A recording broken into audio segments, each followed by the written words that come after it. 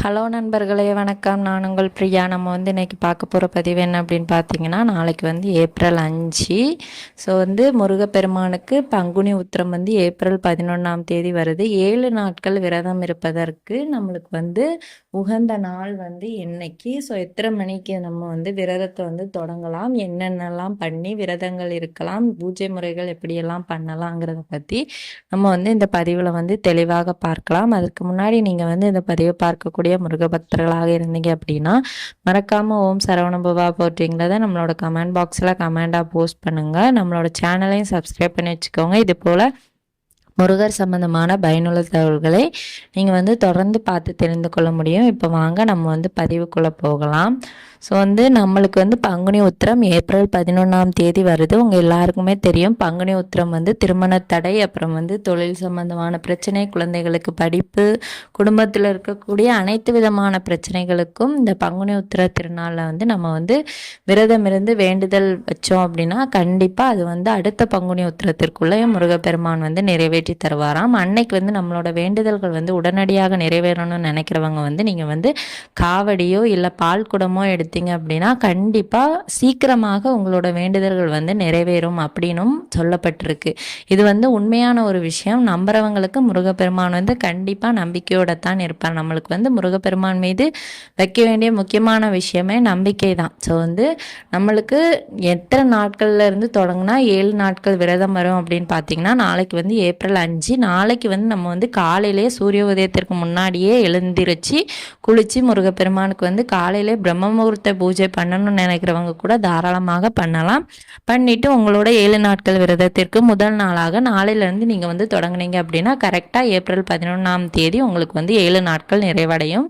நீங்கள் நாளைக்கு காலையிலே நம்ம சொன்ன மாதிரி எழும்பிட்டு முருகனுக்கு தேவையான நைவேத்தியங்கள் செய்து வைக்க முடியும்னா வச்சிருங்க. இல்லாட்டி 1 டம்ளர் பால் மட்டுமே வச்சா போதும். இல்லாட்டி வீட்டில் பேரிச்சை பழம், கற்கண்டு இந்த மாதிரி ஏதாவது இருந்தது அப்படின்னா அதை கூட வைக்கலாம். தேன், தினை மாவு இருந்துச்சு அப்படின்னா முருகனுக்கு மிக பிடிச்ச பிரசாதத்தில் இது ஒன்று. ஸோ அதை கூட நீங்கள் வைக்கலாம்.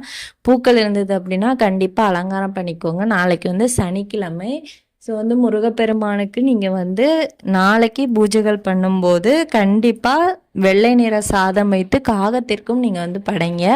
சனி பகவானால் ஏதாவது பிரச்சனைகள் இருந்தது அப்படின்னா உங்களுக்கு அந்த பிரச்சனைகளும் நீங்கும். இது சனி பகவான் கிட்ட முருகப்பெருமான் நம்மளுக்காக கேட்பாங்களே, அவங்கள என்னோட பக்தரை நீங்கள் கஷ்டப்படுத்தாதீங்க அப்படின்னு சொல்லிட்டு கேட்பாங்களே. ஸோ அதனால உங்களுக்கு சனி தோஷம் அந்த மாதிரி இருந்தது அப்படின்னா நீங்கள் இதை ட்ரை பண்ணி பார்க்கலாம். அதுக்கப்புறமா நீங்கள் என்ன செய்யலாம் அப்படின்னு பார்த்தீங்கன்னா, விளக்கேற்ற கரெக்டான நேரம் பிரம்ம முகூர்த்தத்தில் ஏற்றுங்க. இல்லாட்டி காலை ஓரை நேரம் 6 to 7, மத்தியானம் 1 to 2, இரவு 8 to 9, இந்த 3 நேரத்தில் ஏதாவது ஒரு நேரத்தில் நீங்கள் தீபங்கள் ஏற்றலாம்.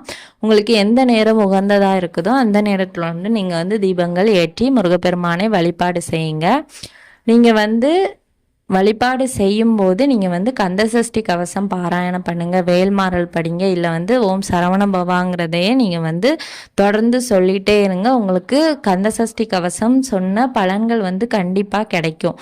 இதை நீங்கள் தவற விட்டுறாதீங்க. இந்த 7 நாட்கள் விரதத்தின் நீங்கள் தொடர்ந்து விரதம் இருந்து முருகப்பெருமானை வழிபாடு செய்யும்போது உங்களுக்கு கண்டிப்பாக உங்களோட வேண்டுதல்களுக்கான பலன் கிடைக்கும். யாரெல்லாம் வேண்டுதல்கள் ஒரு வேளைக்கான உணவு மட்டும் இல்லாமல் விரதம் இருந்து முருகப்பெருமானை வழிபாடு செய்ய முடியும், உடல்நிலை சரியாக இருக்கிறவங்க விரதம் முழுவதுமே இருக்கலாம். கொஞ்சம் உடல்நிலை சரியில்லாதவங்க, இந்த ப்ரெக்னெண்ட்டாக இருக்கிறவங்க, அப்புறம் குழந்தைகளுக்கு ஃபீட் பண்ணுறவங்கெல்லாம் உங்களால் கண்டிப்பாக விரதங்கள் இருக்க முடியாது. ஸோ அவங்க விரதத்தை ஸ்கிப் பண்ணிவிட்டு பூஜைகள் எல்லாம் கரெக்டாக நீங்கள் பண்ணீங்க அப்படின்னா கண்டிப்பாக முருகப்பெருமானோட அருள் முழுவதுமாக உங்களுக்கு கிடைக்கும். இந்த நாட்களை நீங்கள் மிஸ் பண்ணாமல் செஞ்சு பாருங்கள். கண்டிப்பாக நல்ல பலன்கள் கிடைக்கும். இல்லை ஏதாச்சும் உங்களுக்கு டவுட் இருந்துச்சு அப்படின்னா நம்மளோட கமெண்ட் பாக்ஸில் நீங்கள் கேளுங்க. இந்த பதிவு கண்டிப்பாக உங்களுக்கு உபயோகமாக இருக்கும்னு நினைக்கிறேன். உபயோகமாக இருந்தது அப்படின்னா லைக் பண்ணுங்கள். நம்மளோட சேனலை சப்ஸ்கிரைப் பண்ணி வச்சுக்கோங்க. இந்த வீடியோவை பார்த்த அனைத்து நண்பர்களுக்கும் மிக்க நன்றி.